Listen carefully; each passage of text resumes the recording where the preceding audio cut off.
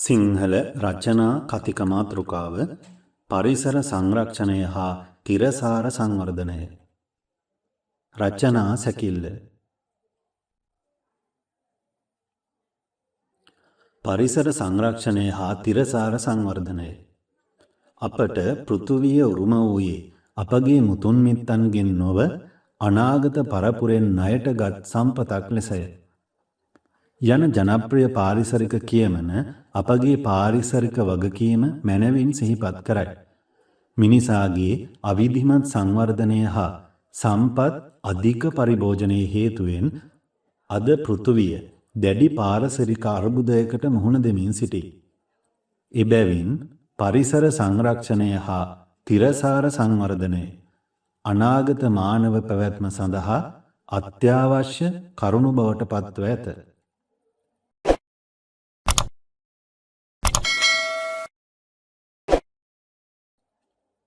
වර්තමානයේ දේශගුණික විපර්යාස, වන විනාශය, ජෛව විවිධත්වය අහිමිවීම, වායු හා ජල දූෂණයේ වැනි ගැටලු වේගයෙන් උග්‍රවෙමින් පවතී. 2026 ජූලි මාසයේ එක්සත් ජාතීන්ගේ වාර්තාව පෙන්වා දෙන්නේ 2015-2025 අතර කාලය වාර්තාගත උණුසුම්ම කාල පරිච්ඡේදයක් වූ බවත් දේශගුණික අවදානම් තවදුරටත් ඉහළ යමින් පවතින බවත්ය.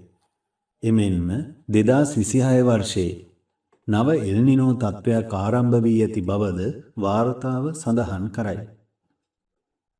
පරිසර සංරක්ෂණය මිනිසාගේ ජීවිත පැවැත්මට ඍජුවම සම්බන්ධ වේ. පිරිසිදු වාතය, පානීය ජලය, සාරවත් පස සහ ආහාර සම්පත් ආරක්ෂා කිරීම මිනිස් සෞඛ්‍යයට අත්‍යවශ්‍යය. එමෙන්ම වනාන්තර, සාගර සහ අනිකුත් පරිසර පද්ධති ජෛව විවිධත්වයේ පවත්වාගෙන යාමට මහත් දායකත්වයක් සපයයි. එබැවින් ස්වාභාවික සම්පත් වර්තමාන පරපුරේ අවශ්‍යතා සඳහා පමණක් නොව අනාගත පරපුර සඳහාද සුරැකිය යුතුය.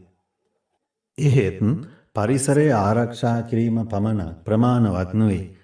ආර්ථික හා සමාජ සංවර්ධනය පරිසරයට හානි නොවන ආකාරයෙන් සිදු කිරීමද අවශ්‍යය. මෙය තිරසාර සංවර්ධනය ලෙස හැඳින්වේ. පුනර්ජනනීය බලශක්තිය භාවිත කිරීම, තිරසාර කෘෂිකර්මාන්තය, ප්‍රතිචක්‍රීකරණය, පරිසරය හිතකාමී ප්‍රවාහනය සහ හරිත නගර සංවර්ධනය ඒ සඳහා වැදගත් වේ. 2026 ජූලි මාසයේ එක්සත් ජාතීන්ගේ තිරසාර සංවර්ධන සමුළුවේදී පිරිසිදු බලශක්තිය, තිරසාර නගර සහ ජාත්‍යන්තර හවුල්කාරීත්වය පිළිබඳව විශේෂ අවධානය යොමු විය. ශ්‍රී ලංකාවද මෙම අභියෝගයට මුහුණ දෙයි. වන විනාශය, ප්ලාස්ටික් හා අපද්‍රව්‍ය, ජල දූෂණය, නායයාම් ගංවතුර හා නියගය වැනි ගැටලු මෙරට පරිසරයට මෙන්ම ජන ජීවිතයටද බලපායි.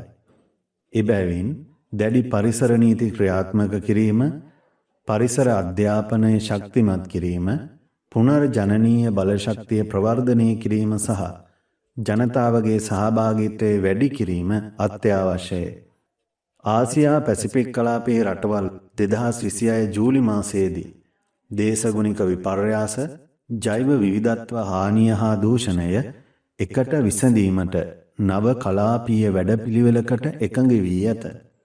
අවසාන වශයෙන් පරිසර සංරක්ෂණය හා තිරසාර සංවර්ධනය එකිනෙකට විරුද්ධ සංකල්ප නොව එකිනෙක පෝෂණය කරන අත්‍යවශ්‍ය ක්‍රියාවලීන්ය.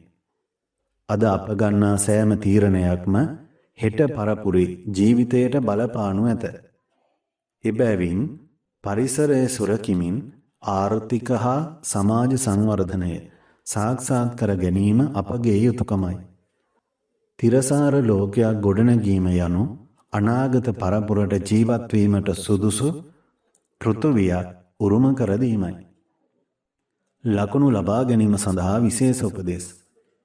හැඳින්වීමේදී ගැළපෙන පාරිසරික උපුටා දැක්වීමක් භාවිතා කරන්න.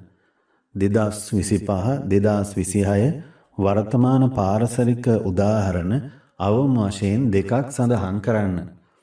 වර්තමාන තත්ත්වය, පරිසර සංරක්ෂණය, තිරසාර සංවර්ධනය, ශ්‍රී ලංකාව විසඳුම් යන අනුපිළිවෙල අනුගමනය කරන්න. අවසානයේ අනාගත පරපුර වෙනුවෙන් පරිසරය සුරැකීමේ වගකීම අවධාරණය කරන ප්‍රබල නිගමනයක් ඉදිරිපත් කරන්න.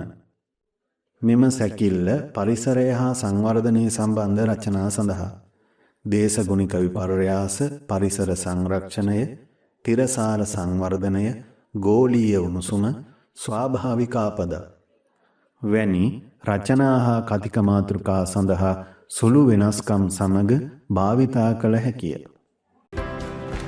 මෙම වීඩියෝ මාතෘකා ලෙසින්ම පහසුවෙන් තෝරා ගැනීමට අප වෙබ් අඩවිය වෙත පිවිසෙන්න. සංකීර්ණ වෙහෙසකරණයේ වෑයමේ ඇතැම් තැනක ඇතුළත් විය හැකි උච්චාරණ තාක්ෂණික දෝෂ හේතුවෙන් ඔබ යම් අපහසුතාවයකට පත් වූයේ නම් ඒ පිළිබඳව අප කනගාටුව පළ කරන අතර ඔබට යම් උපකාරයක් වුණා නම් මේ වීඩියෝව ඒ අපට මහත් සතුටක්. මේ සේවාව පිළිබඳව ඔබේ වටිනා අදහස්, යෝජනා හෝ චෝදනා කමෙන්ට් කරන්න. channel එක subscribe කර channel එක පවත්වාගෙන යාමටත් අපට සහායක් වන්න.